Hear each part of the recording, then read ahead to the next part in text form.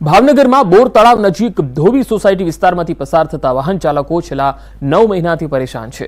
Road પહોળો કરવા અને નવો બનાવવા મોટા ઉપાડે દબાણો તો દૂર કરાયા, પરંતુ 9 મહિના બાદ પણ આજ દિન સુધી રોડનું સમારકામ શરૂ જ નથી થયું અને સ્થાનિકો દાવો કરી રહ્યા છે, જેના કારણે સગવડતા વધવાના બદલે અગવડતા વધી છે। એક બાજુ ગઢેચી વડલાથી શાસ્ત્રીનગર સુધી ફ્લાયઓવરનું કામ સમય મર્યાદામાં પૂર્ણ થયા પછી ગોકળ ગતિએ ચાલી રહ્યું છે, ત્યારે એ ટ્રાફિક આ રસ્તે ડાયવર્ટ કરવામાં આવ્યો છે। મોટી સંખ્યામાં અહીંથી વાહનો પસાર થતા ધૂળની ડમરીઓ ઉડી રહી છે, જેના કારણે સ્થાનિકોને પણ ભારે હાલાકીનો સામનો કરવો પડે છે। આ ઉપરાંત રોડમાં દબાણો દૂર કર્યા પછી મસમોટા ખાડા જેમના તેમ દેખાઈ રહ્યા છે। રોડનું કામ ઝડપી શરૂ થાય તેવી લોકોની માંગ છે। રોડનું ડિમોલેશન આમ માનીએ તો 1 વર્ષ દિવસ પહેલા ડિમોલેશન કરી નાખ્યું હતું અને આપને એવું લાગતું હતું કે તાત્કાલિક યુદ્ધના ધોરણે આ રોડની કામકાજ પૂરું થઈ જશે, પણ કોઈ સંજોગ એવા આવ્યા કે રોડનું કામ થયું નહીં। ખાડા ખોદીને રહ્યા થતા હતા। હાલમાં હવે થોડું ઘણું રોડનું કામ શરૂ કર્યું, પણ ભરતી ભરીને રહ્યા જાય છે। તો અમારે સરકાર પાસે એવી માંગણી છે કે જે મકસદી આ પ્રજાના હિત માટે તમે જે રોડ કાઢ્યો છે, તો તાત્કાલિક યુદ્ધના ધોરણે આ રોડનું કામકાજ પૂરું કરે એવી અમારી આ રજૂઆત છે। અત્યારે રોડનો જે ROW છે ટોટલ 18 મીટર, એનો અમે ડિવાઈડર 2 લેન રોડ હવે પેવર કરવાનું કામનું DPR બની ગયું છે અને એમાં એક માઇનોર બ્રિજ બનાવવાનો છે। રોડ કલવટ જે ગઢેચી છે એનું રોડ કલવટ બનાવવાનું છે, એનો DPR બની ગયો છે। એટલે ટૂંક સમયમાં એની ટેન્ડરિંગ પ્રક્રિયા કરી અને આ રોડને ડિવાઈડર સાથેનો 4 લેન રોડ કરવાનું આયોજન હાથ ઉપર લીધેલ છે। સુરતમાં કોઝવેને સંલગ્ન એપ્રોનનું RCC સ્ટ્રક્ચરનું માત્ર 2 જ વર્ષની અંદર ધોવાણ થઈ ગયું। પ્રજાના પૈસે બનેલ RCC સ્ટ્રક્ચરનું સંપૂર્ણ ધોવાણ થઈ જતા કામગીરી સામે સવાલ ઉઠી રહ્યા છે।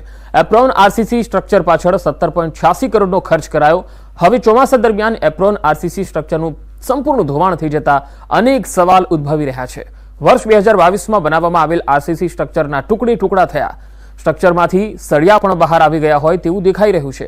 આ સ્ટ્રક્ચરના ધોવાણ અંગે પાલિકાના હાઇડ્રોલિક વિભાગ દ્વારા ટેકનિકલ નિષ્કર્ષ કાઢ્યા બાદ જવાબ અપાશે અને કાર્યવાહી કરાશે એવું જણાવી રહ્યા છે। સુપ્રસિદ્ધ યાત્રાધામ ડાકોરમાં નગરપાલિકાની બેદરકારીને કારણે ભક્તોને ભારે હાલાકી ભોગવવી પડી છે। મંદિરના મુખ્ય માર્ગ પર આવેલા કંકુ દરવાજા પાસે ગટરના ગંદા પાણી નદીની જેમ વહેતા જોવા મળ્યા। ગટરના ગંદા પાણીમાંથી ભક્તો ડાકોરના ઠાકોરના દર્શન માટે જવા મજબૂર છે। દુર્ગંધયુક્ત પાણી સમગ્ર વિસ્તારમાં વહેતા લોકોને ભારે હાલાકી વેઠવી પડે છે। નગરપાલિકા અહીંયા ઊંઘી રહી છે, ક્યારે જાગશે એ મોટો પ્રશ્ન છે।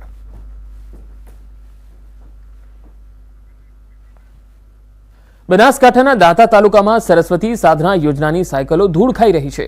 ધોરણ 9 થી 12ની વિદ્યાર્થીનીઓને આપવા માટે થતી સાયકલો દાંતાના એક છાત્રાલયના પ્રાંગણમાં ધૂળ ખાઈ રહી છે। વરસાદી પાણી પડતા સાયકલો ઉપર કાટ પણ ચડી ગયો છે। આ સાયકલો જંગલી વેલાઓમાં વીંટાયેલી હાલતમાં છે। 2000 થી 2500 જેટલી આ સાયકલો છે। શાળા પ્રવેશોત્સવ 2023માં આપવા માટે લાવવામાં આવેલી, પરંતુ હાલમાં વર્ષ 2024 પણ પૂરું થવાના આરે છે, છતાંય આ સાયકલોનું વિતરણ થઈ શક્યું નથી। ત્યારે લાખોની કિંમતની આ સાયકલો ભંગાર થાય એ પહેલા તેનું વિતરણ લાભાર્થીઓને થાય એવી માંગ છે।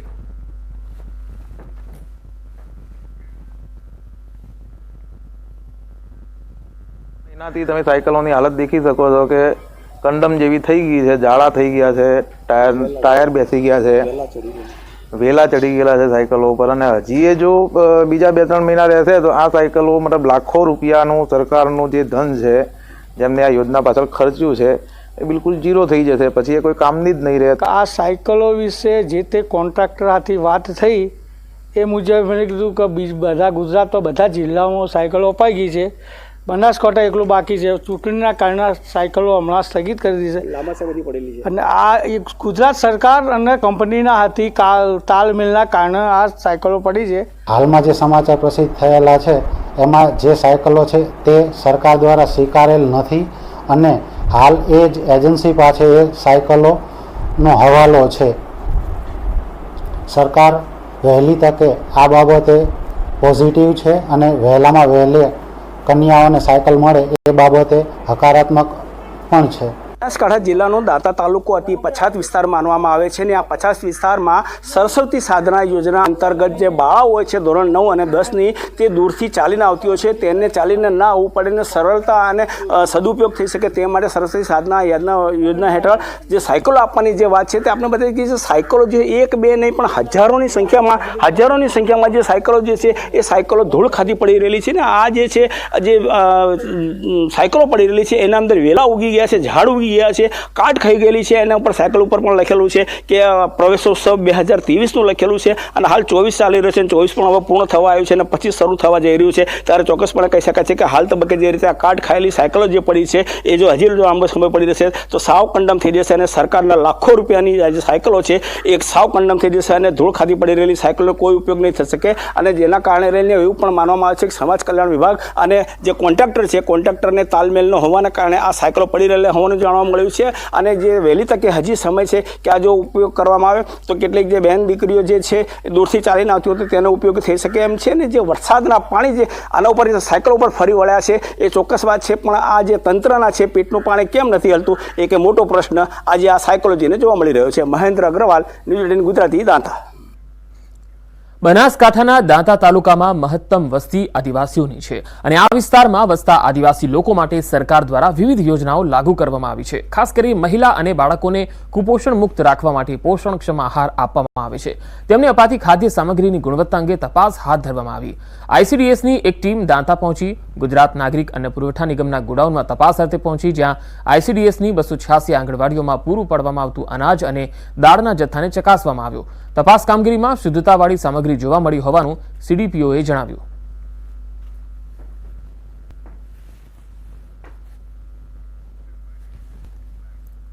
રખડતા ઢોર મુદ્દે ગુજરાત હાઈકોર્ટની ફટકાર બાદ પણ રાજ્યમાં હજુ રખડતા ઢોરનો ત્રાસ તો છે જ અને ભાવનગર શહેરમાં પણ રખડતા ઢોરના ત્રાસથી લોકો અને વાહન ચાલકો ત્રાહિમામ થઈ ગયા છે. રખડતા ઢોર પકડવાની કામગીરી પરિણામલક્ષી નહીં થતા લોકોમાં રોષ છે. શહેરના મોટાભાગના વિસ્તારો જેવા કે કાલિયાબીડ, કુંભારવાડા, સંતકવરામ ચોક, માધવ દર્શન, વાઘાવાડી રોડ સહિતના જે વિસ્તારો છે ત્યાં રખડતા ઢોરની સમસ્યા ખૂબ વધી છે, જેના કારણે અનેક લોકોના જીવ પણ ગયા છે. રસ્તે રખડતા ઢોર પકડવાની હવે લોક માંગણી ઉઠી છે.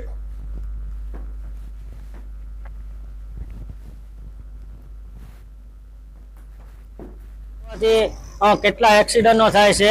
મ્યુનિસિપાલિટી પાસે 4 ડબ્બા હોવા છતાં 10 થી 15 ઢોર ભરે છે અને પછી એ લોકો એમ માને છે કે અમે બધી કોથી ઢોર ભરી લીધા. એક જ ઠેકાણેથી ઢોર ભરે અને દેખાડે બધી કોર અમે આ બાજુ ફર્યા ને આ બાજુ ફર્યા. આ લોકો આમ હાઈકોર્ટે ચુકાદો આપ્યો છે કે ઢોર ક્યાંય રખડતા હોવા ન જોઈએ, તોય ઢોર રખડતા હોય છે જ્યાં હોય ત્યાં અનેક મૃત્યુ થાય છે એક્સિડન્ટ થવાથી. ભાવનગરમાં રખડતા ઢોરનો ત્રાસ બહુ છે.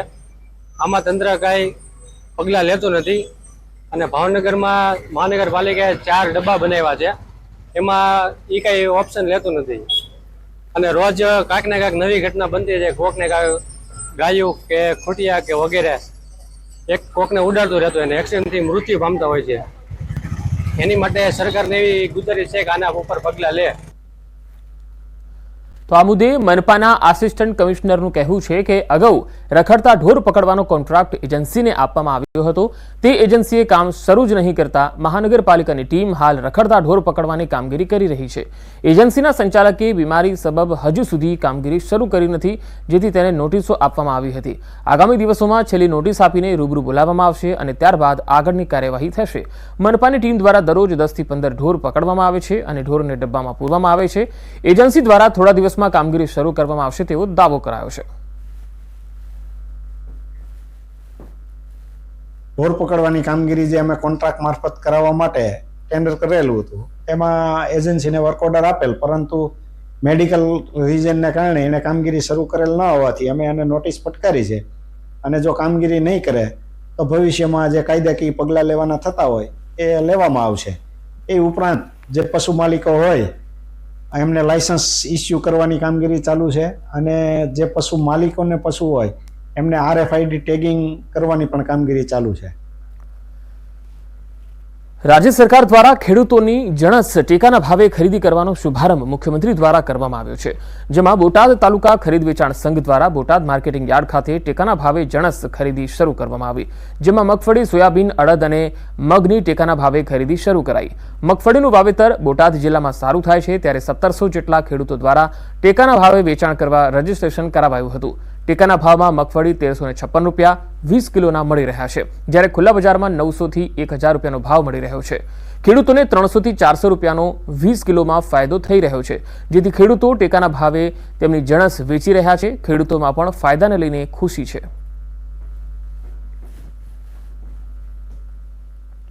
ટેકાના ભાવે ખરીદી શરૂ કરી છે, ત્યારે આજે બોટાદ ખાતે બોટાદ માર્કેટિંગ યાર્ડમાં તાલુકા સંઘ બોટાદ દ્વારા બોટાદ તાલુકાના રાણપુર અને બરવાળા તાલુકાના ખેડૂતોની મગફળી ખરીદીના કામગીરીનો શુભારંભ થયો છે।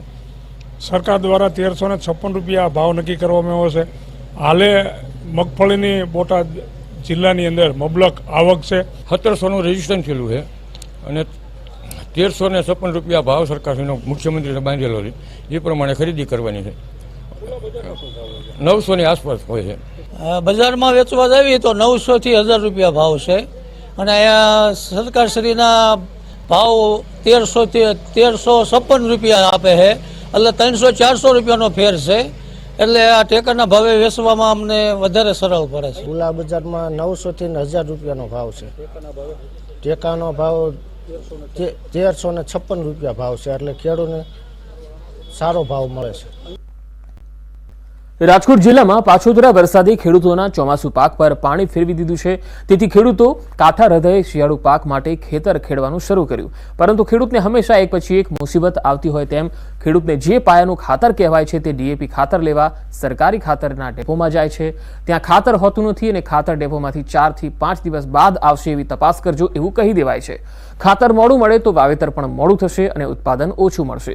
ખેડૂતને ચારે બાજુથી મુશ્કેલી છે। બીજી તરફ ખેડૂતોનો આરોપ છે કે આ ખાતરની અછત છે એવું જાણી જોઈને કહેવાઈ રહ્યું છે કે ખરેખર ખાતરની અછત છે કે કેમ એની તપાસ થવી જોઈએ। સ્થિતિ ગમે તે હોય, પરંતુ અંતમાં મુસીબત તો જગતના તાત પર જ આવે છે। ખેડૂતોને જે અતિવૃષ્ટિના કારણે ચોમાસુ પાક નિષ્ફળ ગયા છે, મગફળી, કપાસ, સોયાબીન જેવા પાકો નિષ્ફળ ગયા છે અને ખેડૂતોને અત્યારે નવું વાવેતર કરવું છે શિયાળુ પાકમાં, તો જમીન અત્યારે ખેડીને તૈયાર છે, તો ખેડૂતોને અત્યારે ખાતર ડીએપી કે એનપી એકેય ખાતર મળતું નથી। અને જ્યારે આપણે ડેપોમાં જાય છીએ ત્યારે એમ કહે છે કે તપાસ કરજો, 2 દી કેડે આવશે, આવકમાં છે, ખાતર અત્યારે છે નહીં। 2 દી કેડે પાછા જાય તો કે ખાતર છે નહીં, તપાસ કરજો। હવે ખેડૂતો કામ કરે એનું કે ધક્કા ખાય ખાતર માટે લાઈનમાં ઉભા રહીએ। અમારે તુવેરની અંદર પણ ખાતર નાખી પાણી આપવું છે, નવું વાવેતર ઘઉં વાવવા છે, ચણા વાવવા છે કે ગમે કોઈ પણ વાવેતર કરવું છે, અમને ખાતર નથી। અમે મંડળીએ જાય છીએ તો મંડળીએ જાય તો એમ કે ભાઈ તમે કાલ તપાસ કરજો, પરમદી તપાસ કરજો। અમે રોજ તપાસ કરી। ખાલી ધોરાજી ઉપલેટા નહીં, તમે અત્યારે બધી જગ્યાએ જોઈ લો, સરદારના ડેપોમાં ક્યાંય ડીએપી નથી, કારણ કે ઉપર જયારે સપ્લાય જ નથી તો અમે કઈ રીતે તમને આપી શકીએ? આવે એટલે અમે આપશું। અત્યારે જે રીતે મેં તમને કીધું કે થોડા દિવસમાં જયારે કાચો માલ આવે એટલે એની જયારે શિપમેન્ટ લાગે એ પછી સિક્કા પ્લાન્ટ ચાલુ થશે અને એની સપ્લાય જેમ બને જલ્દીથી જલ્દી હું કહીશ કે થાય। સૌરાષ્ટ્રમાં જે રીતે મેઘરાજાએ મહેર કરી હતી અને જે તોફાની બેટિંગ છે તેને લઈને સૌરાષ્ટ્રની અંદરમાં જે કેટલા ખેતરો છે, ખેતરો બરબાદ થઈ ગયા હતા અને ખેતરો પાણીથી બરતોર થઈ ગયા હતા, તેને લઈને વાત કરીએ ધોરાજી પંથકના અંદરમાં હજારો વીઘા જમીનના અંદરમાં ધોવાણ થઈ ગયું હતું, તેને લઈને પાક છે તે પાક નિષ્ફળ ગયો હતો। અને હાલ વાત કરીએ ધોરાજીને જે પંથકની ખેડૂતોની, તો હાલત અત્યારે કફોડી છે, જે ખાતર છે ડીએપી ખાતર નથી મળી રહ્યો, તેને લઈને ખેતર છે ખાલી ખેડીને મૂકી દેવામાં આવ્યા છે। ખેડૂતો એવું કહી રહ્યા છે કે તાત્કાલિક ધોરણે સરકાર દ્વારા જો ખાતર આપવામાં આવે તો અમે પાક છે પાક નિષ્ફળ ન જાય અને જે વાવેતર છે વાવેતર કરી શકીએ। પાકનો જે વાવેતર છે વાવેતર મોડો થશે એટલે ઉત્પાદન બી મોડો થશે, તેને લઈને ખેડૂતને નુકસાનીનો સામનો કરવો પડશે। ખેડૂતો એવું કહી રહ્યા છે તાત્કાલિક ધોરણે ખાતર છે ખાતર આપવામાં આવે તો તે જે પાકનો વાવેતર શિયાળુ પીઠનું વાવેતર છે તે વાવેતર કરવામાં આવે તો ખેડૂતને કોઈ નુકસાનીનો સામનો ન કરવો પડે। મુનાફ બગાલી, વિજય ગુજરાતી, ધોરાજી। રાજકોટમાં ડુંગળીએ રડાવ્યા છે ગ્રાહકોને. રાજ્યમાં ડુંગળીના ભાવ આસમાને પહોંચતા ગૃહિણીઓનું બજેટ ખોરવાયું છે. 2 મહિના પહેલા 20 રૂપિયા કિલો વેચાતી ડુંગળી હાલમાં 60 થી 70 રૂપિયા કિલોના ભાવે વેચાઈ રહી છે. ન્યૂઝ 18ની ટીમે શાક માર્કેટમાં જઈ વેપારીઓ અને ગ્રાહકોની વ્યથા જાણી. વધુ વરસાદને કારણે ડુંગળીનો પાક બગડી ગયો હોવાનું વેપારીઓએ જણાવ્યું. બીજી તરફ ડુંગળીના ભાવ વધતા ગૃહિણીઓ મુશ્કેલીમાં મુકાઈ. પહેલા કરતા ડુંગળી ઓછી ખરીદી કરી રહ્યાનું મહિલાઓએ જણાવ્યું.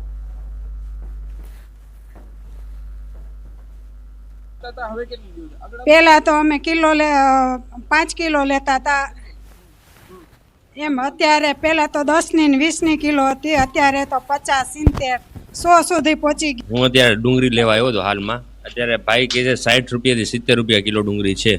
હવે આપણે 4-5 કિલો લેતા હોય એની જગ્યાએ અત્યારે આપણે કિલો લેવી પડે છે પરિસ્થિતિ પ્રમાણે, કારણ કે મોંઘવારી આવી છે. ત્યાં ડુંગળીનો હાલ ભાવ 20 થી 30 રૂપિયા હોવો જોઈએ, અત્યારે 60 થી 70 રૂપિયા છે.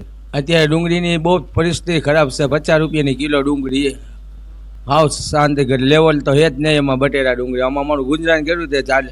પેલા 10-15 ની કિલો હતી તો 30-40 દાગીના નીકળી જતા હતા. અત્યારે એક દાગીનો વેચો તો આમ પાણી ટીપા પડી જાય છે. અત્યારે નવસારી જિલ્લાના ધોળાઈ મરીન પોલીસ સ્ટેશનમાં ફરજ બજાવતો પીઆઈ લાંચ લેતા પકડાયો. લાંચ પેટે 1,44,000નો આઈફોન મોબાઈલ માંગ્યો હતો. મરીન પોલીસ સ્ટેશનના પીઆઈ ડીજે કુમાવત એસીબીના છટકામાં ભરાઈ ગયા. ધોલાઈ બંદરે છૂટક ડીઝલ અને ઓઇલ વેચતા વેપારી પાસેથી આ વ્યવહાર માંગ્યો. પીઆઈ આરોપી લાંચ પેટે મોબાઈલ લેતા ઝડપતા નવસારી જિલ્લા પોલીસ બેડામાં ફફડાટ વ્યાપી ગયો છે. આરોપી પીઆઈ દિનેશ જમનાદાસ કુંભાવત નજીકના સમયમાં રિટાયર થવાના હતા. પીઆઈની ધરપકડ કરી હવે આગળની કાર્યવાહી ચાલી રહી છે.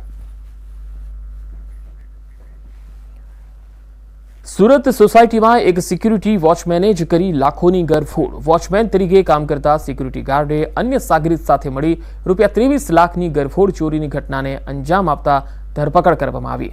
સિંગણપુર આંબા તલાવડી ખાતે આવેલા રોયલ પાર્ક સોસાયટીના મકાનને નિશાન બનાવવામાં આવ્યું. સોના ચાંદીના ઘરેણા અને રોકડ મળી ₹23.95 લાખની ગરફોડ કરી હતી. જે ગરફોડ ચોરીની ઘટનાનો ભેદ ક્રાઇમ બ્રાન્ચે ઉકેલી નાખ્યો. ક્રાઇમ બ્રાન્ચે મુખ્ય આરોપી કમાન સિંહ ઉર્ફે કૃષ્ણા વીર કેસીસિંહ પરિહાર અને રમેશ ચૌટે ઢોલીની ધરપકડ કરી છે. બંને આરોપીઓ પાસેથી 76,000ની મત્તાનો મુદ્દામાલ પણ કબજે કરાયો. છેલ્લા 1 વર્ષથી વોચમેનની નોકરી છોડી દીધી હતી. જે દિવાળીના તહેવાર દરમિયાન સોસાયટીના ઘણા બંગલાના માલિકો વેકેશન કરવા ગયા હોવાની જાણ હોવાથી પોતાના સાગરીતો સાથે ચોરી કરવાનો પ્લાન બનાવ્યો હતો. ગુનામાં ફરાર અન્ય આરોપીની પોલીસે શોધખોળ હાથ ધરી. સુરતના મહુવાના બારતાળ ગામે જનજાતીય ગૌરવ દિવસની ભવ્ય ઉજવણી કરાઈ. કૃષિમંત્રી રાઘવજી પટેલના અધ્યક્ષ સ્થાને જિલ્લા કક્ષાના જનજાતીય ગૌરવ દિવસની ભવ્ય ઉજવણી કરવામાં આવી. મહુવાના બારતાળ ગામે ₹30 કરોડના ખર્ચે તૈયાર થનાર એકલવ્ય મોડલ સ્કૂલનું ખાતમુહૂર્ત કરાયું. સાથે કૃષિમંત્રીએ સ્વાતંત્ર્ય સંગ્રામના જનનાયક ભગવાન બિરસા મુંડાની 150મી જન્મજયંતિની ઉજવણી કરવામાં આવી. આ પ્રસંગે વિવિધ પદાધિકારીઓ અને મોટી સંખ્યામાં ગ્રામજનો ઉપસ્થિત રહ્યા. શૈક્ષણિક સંકુલ બનવાથી સ્થાનિક વિદ્યાર્થીઓને અભ્યાસમાં મોટો ફાયદો થશે.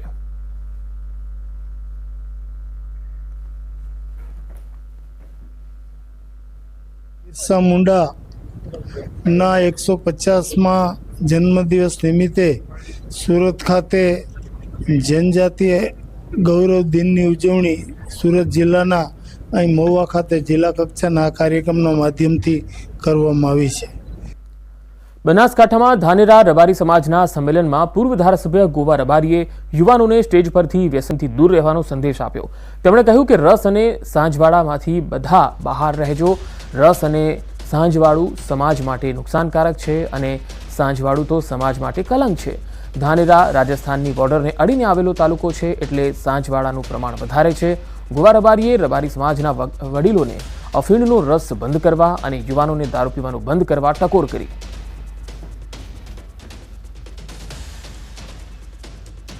ખૂબ જરૂરી છે આ સમયની અંદર. આ સમયની માંગ છે કે રસ ને હોજવાળું બે નુકસાન કરે છે મોટું, સમાજને કલંક લગાડે છે હોજવાળું તો, અને એમાંથી બધા નીકળી જજો. બીજું ઘણું બધું છે એ પણ તમામ યુવાનોને વિનંતી છે. ખૂબ બીજી બધી છે. બધા વડીલોનું માન રાખજો, મા બાપની ખૂબ સેવા કરજો. ધાનેરા ખૂબ દુઃખી થઈને મોટો થયેલો છે. 25 વર્ષ પહેલેની પરિસ્થિતિ કઈ જુદી હતી ધાનેરાની. આ સમયને સંજોગ પ્રમાણે થોડું બોર્ડર રાજસ્થાનની બોર્ડર છે એટલે ક્યાંક ને ક્યાંક થોડું હોજવાળું થતું હોય એટલે મોટીયાળા અમારા જુવાનિયા છે એમને કહ્યું કે ભાઈ આ સમય જે છે એ સમયની સાથે નહીં ચાલીએ તો બીજા સમાજોની હરોળમાં જતો વાર લાગશે. એટલે એમાંથી થોડા મુક્ત છો. એટલે અમારે રસનું કે બપોરવાળું ઓલું કે રાજસ્થાનવાળું કે હોજવાળું એ બધા સમજી જાય એટલે ઓછું કરવાનું છે અને શિક્ષણ પર ખાસ ધ્યાન રાખો. અમદાવાદના થલતેજ વિસ્તારમાં આવેલા શ્રી વૈભવલક્ષ્મી મંદિરમાં દેવ દિવાળી નિમિત્તે અન્નકૂટ મહોત્સવ યોજાયો. માતાજીને ભાવિક ભક્તો દ્વારા 56 પ્રકારના વિવિધ મિષ્ઠાનો અને 56 પ્રકારના વિવિધ ફરસાણો ધરાવવામાં આવ્યા. મંદિર ખાતે છેલ્લા 25 વર્ષથી માતાજીને 56 ભોગનો અન્નકૂટ ધરાવવામાં આવે છે. ભવ્ય અન્નકૂટના દર્શનાર્થે મોટી સંખ્યામાં ભાવિક ભક્તો ઉમટી પડ્યા.